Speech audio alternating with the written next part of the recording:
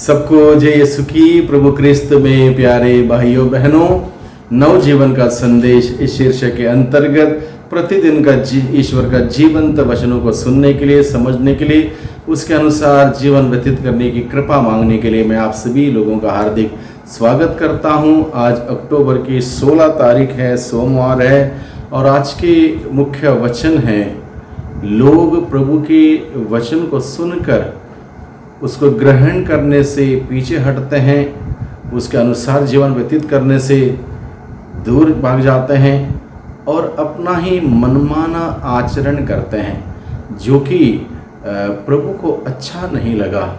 लोग अलग अलग प्रकार के चिन्ह चमत्कार मांगने लगे, जबकि प्रभु के वचनों पर उनका विश्वास नहीं था।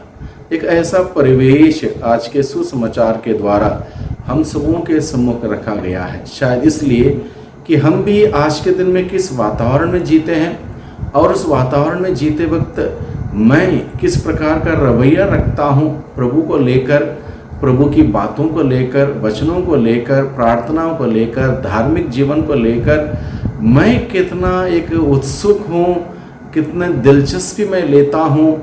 इन सभी बातों को लेकर मनन चिंतन करने के लिए प्रभु ने आज के सुसमाचार के द्वारा हमें बुलावा दिया है।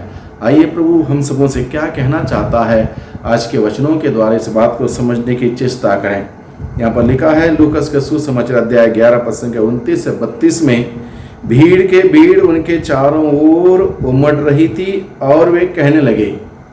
भीड़ लोग प्रभु के पास हमेशा होते थे, अलग अलग मकसद से, अलग अलग उद्देश्य से। कोई छंगाई प्राप्त करने के लिए, कोई छुटकारा प्राप्त करने के लिए, कोई प्रभु को पकड़ने के लिए, प्रभु पर उंगली उठाने के लिए, प्रभु कहाँ गलती करते हैं इस बात के ताक में अलग अलग उद्देश्य से, अलग अलग मकसद से लोग भीड़ प्रभु यीशु के इर्द गिर्द में हमेशा मौजूद रहते थे। और यहाँ पर भी यही बात हम देखते हैं। और लोग कहने लगे, भीड़ इकट्ठा हुए, लोग कहने लगे यह एक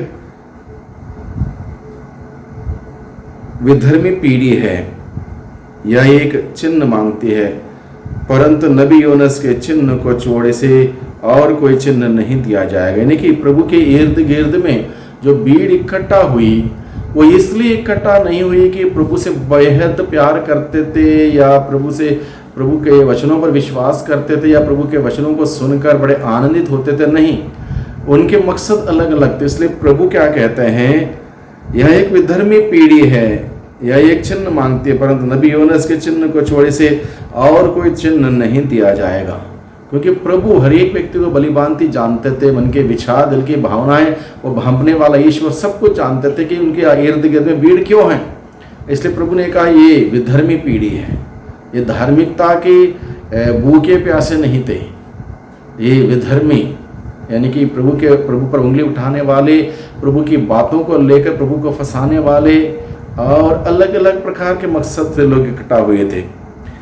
जिस प्रकार योनस निनिवे निवासियों के लिए एक चिन्ह बन गया था, उसी प्रकार मानव पुत्र भी इस पीढ़ी के लिए एक चिन्ह बन जाएगा। प्रभु पुराने विधान के नबी योनस का चिन्ह निनिवे शहर के लोगों के बीच में भेजा गया, तो उस बात का उल्लेख करते हुए क्या कहता है, जैसे निनिवे शहर के लोग भी विधर्मी थे, वो अलग अलग प्रकार के बुराई में फंसे हुए थे, लेकिन जब ईश्वर ने अपने मुक्ति विधान की योजना के तहत नबी योनस को चुना और नबी योनस के द्वारा ईश्वर ने अपना मुक्ति विधान का संदेश निनिवे शहर के लोगों को सुनाया, निनिवे शहर के लोगों ने उस संदेश को सुना, उसके अनुसार आचरण किया, पश्चाताप किया और सच्चे ईश्वर की ओर लौट के आए। हर प्रकार की अधर्म के क्रियाकलाप उन्होंने छोड़ दिए और सच्चे ईश्वर की ओर लौट के आए। और यहाँ पर प्रभु यही कहता है, इस पीढ़ी को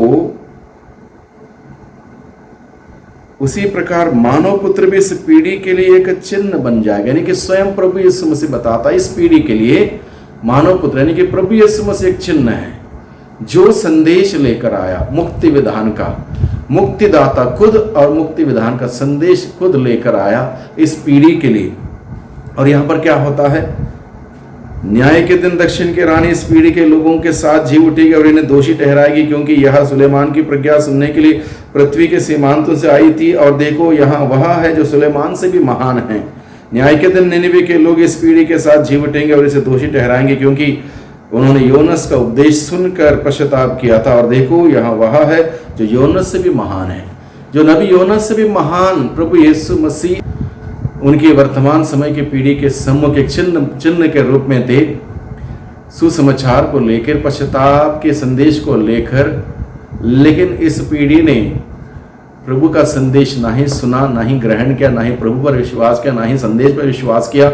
इस वजह से उसकी कयामत में उनकी क्या दशा होगी इसके बारे में उल्लेख किया गया है। निनिवे के शहर के लोग इस पीढ़ी के साथ जी उठेंगे और वो दोषी ठहराए जाएंगे। निनिवे के शहर के लोग दोषी नहीं ठहराए जाएंगे, क्योंकि उन्होंने पश्चाताप किया, नबी योनस के द्वारा उस संदेश को स्वीकार किया। तो यहाँ पर मुख्य 3 बातें हम देखते हैं। प्रभु यीशु के ज़माने की विधर्मी पीढ़ी जो किसी भी बात से प्रभावित नहीं होती है।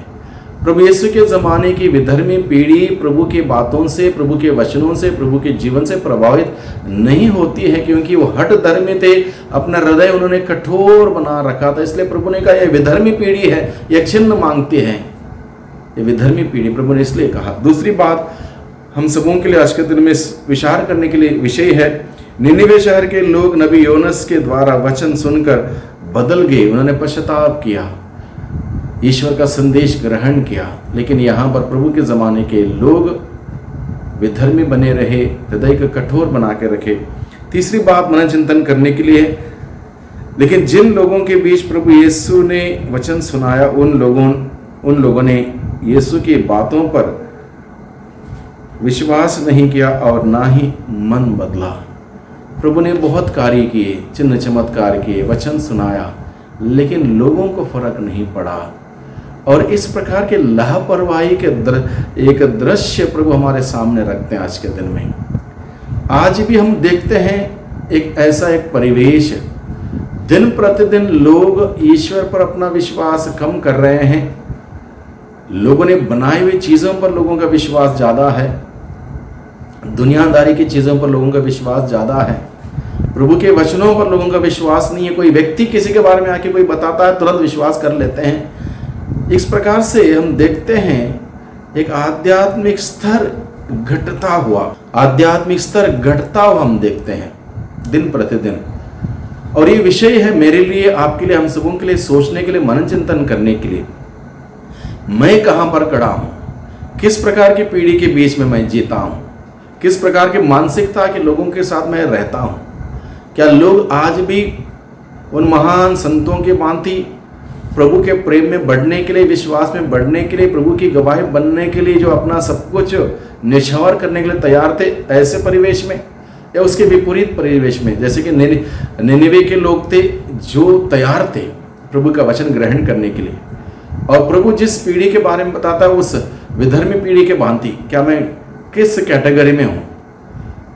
जो भी कैटेगरी में हूँ, ज़रूरी यह है प्रभु के वचनों को ग्रहण करना बहुत ही ज़रूरी है, बहुत ही आवश्यक है। क्योंकि प्रभु यीशु ने स्वयं कहा, मनुष्य केवल रोटी से ही नहीं जी सकता है, बल्कि ईश्वर के मुख से निकलने वाले हर एक शब्द से मनुष्य को जीना है।